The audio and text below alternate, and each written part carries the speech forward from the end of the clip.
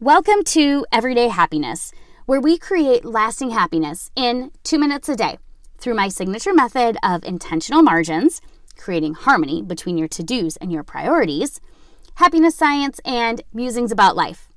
I'm your host, Katie Jeffcoat, and this is the fourth of 4 episodes on exercise. My path to finding the joy in moving has been windy and bumpy. Super bumpy. And yesterday, I mentioned how tennis, for a while, was the activity where I could be present and mindful while engaging in that activity. I also mentioned how yoga could be good for this. Well, years ago, when I played tennis, I was terrible, by the way, and I was really only in a tennis for the lessons. I was a tennis lesson junkie. But when I was there, I was present.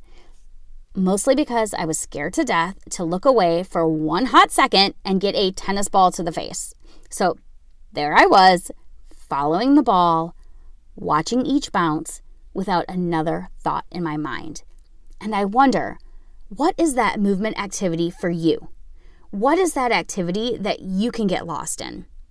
And so I want to recap with everything we've been talking about over the last few days.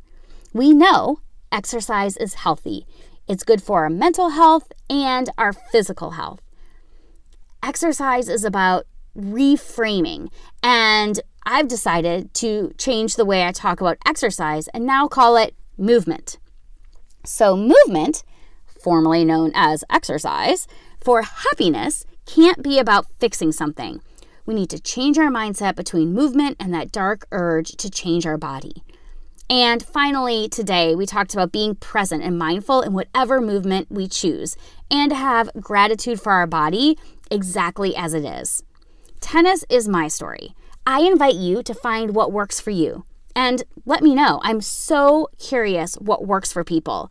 And until tomorrow, let's connect on social at Everyday Happiness with Katie and join the community on the hashtags Intentional Margins and Everyday Happiness with Katie on Instagram.